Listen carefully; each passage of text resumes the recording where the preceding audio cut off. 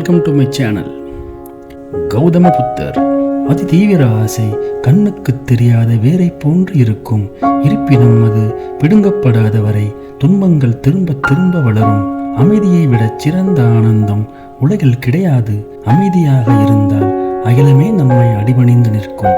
அளவிட முடியாத அன்பில் இருந்துதான் வேதனை பிறக்கிறது. இதில் இருந்துதான் பயமும் பிறக்கிறது. அறிவின்றி தியானம் இல்லை, தியானமின்றி அறிவு இல்லை. அறிவும் தியானமும் ஒன்றிணைந்து விட்டால் அங்கே சாந்தம் குடியிருக்கும்.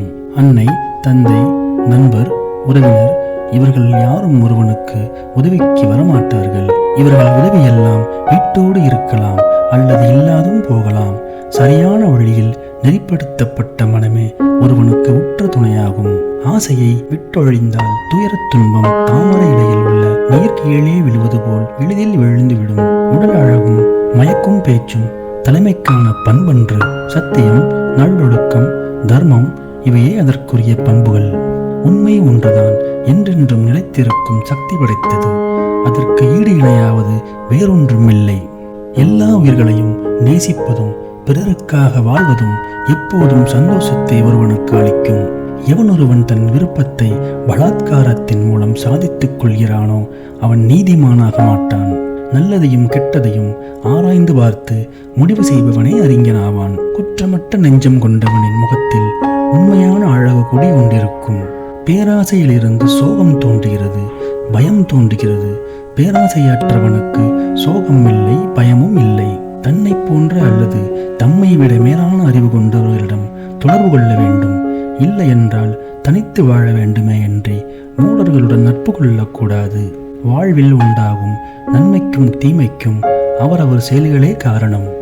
துன்பத்தை ஒழிக்க விரும்பினால் மன தூய்மையுடன் வாழுங்கள்.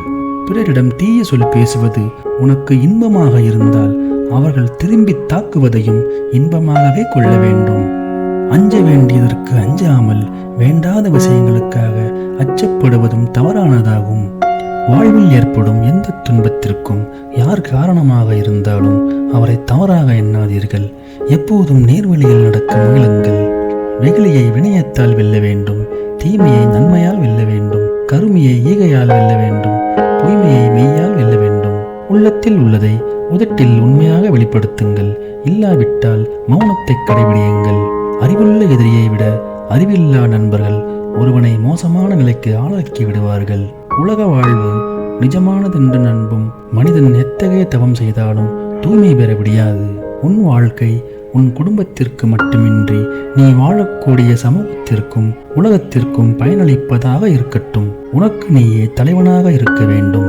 வேறு யாரும் உனக்கு தலைவனாக இருக்க முடியாது. நல்ல மன அடக்கத்துடன் வாழ கற்றுக்கொண்டால் மட்டும் நீ இதை சாதிக்க இயலும்.